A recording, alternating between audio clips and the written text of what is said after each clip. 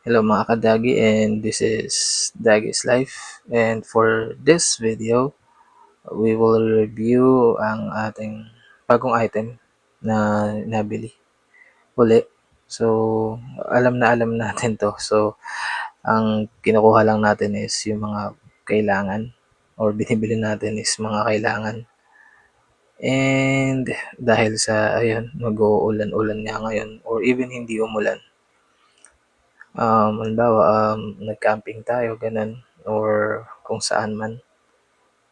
So we need a portable thing na that we can carry anytime. And ayun, since ayun nga, based on my experience, nag-brand out nga dito, so buti na lang meron tayo nito. So ito ay walang iba kundi portable electric pan na to. And this cost, basta mamaya na lang sa ending ng video. Pero let me walk through sa mga functions nito. So unang-una, so ayun nga, electric pan siya. So meron siyang 4 speed, 1, 2, malakas na rin din 2, 3, 4 speed. And also, syempre nga, nagba-brown out, meron tayong ilaw. So that's 1, 2, 3, and off. And kung nagtitipid ka ng battery, pwede mong gamitin yung for example, nag number 3 ka, may function siya na pwede mo siyang patakboy ng 2 hours lang, 4 hours to 8 hours, which is, in my experience, umabot talaga siya sa speed na 75%, or I mean, yung number 3 niya, umabot siya ng 8 hours. So mas haba pa siya if gagamitin mo siya like yung 2 lang.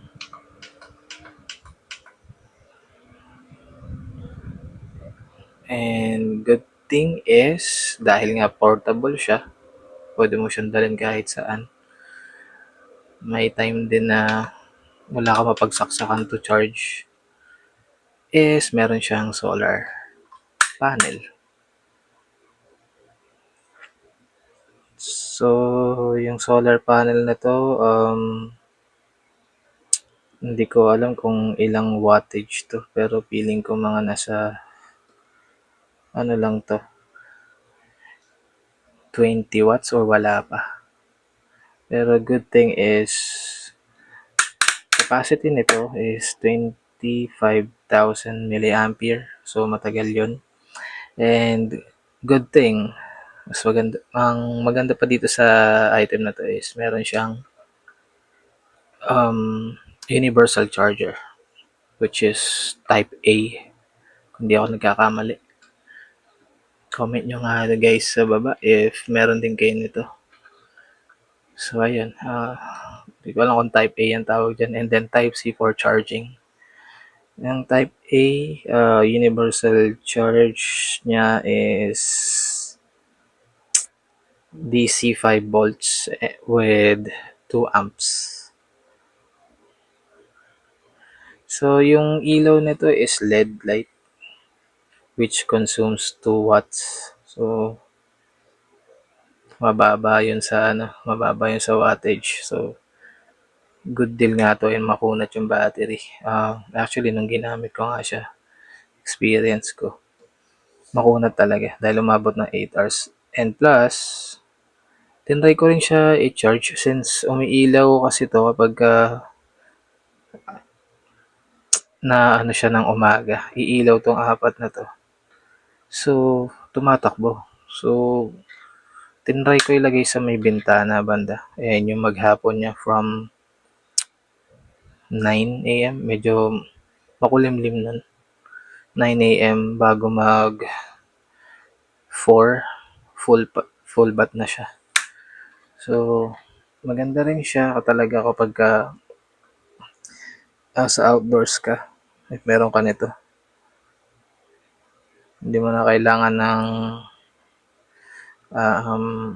charger, bumagsak sa kung saan. Kasi meron na siyang solar panel. So, makakatipid ka sa power station mo if nasa outdoors ka, nagka-camping, and sa sasakyan mo meron kang power station. So, mga pala, bago magtapos itong video na to, kung nagustuhan ninyo is don't forget to subscribe and click the notification bell.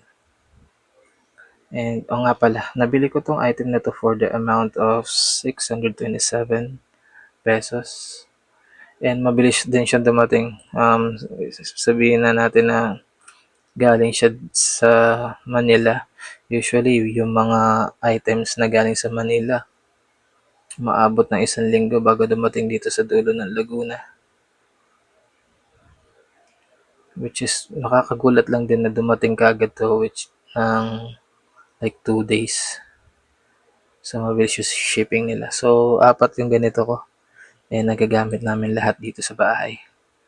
So, salamat sa mga sumusuporta, mga kadagi, and this is Dagi's Life.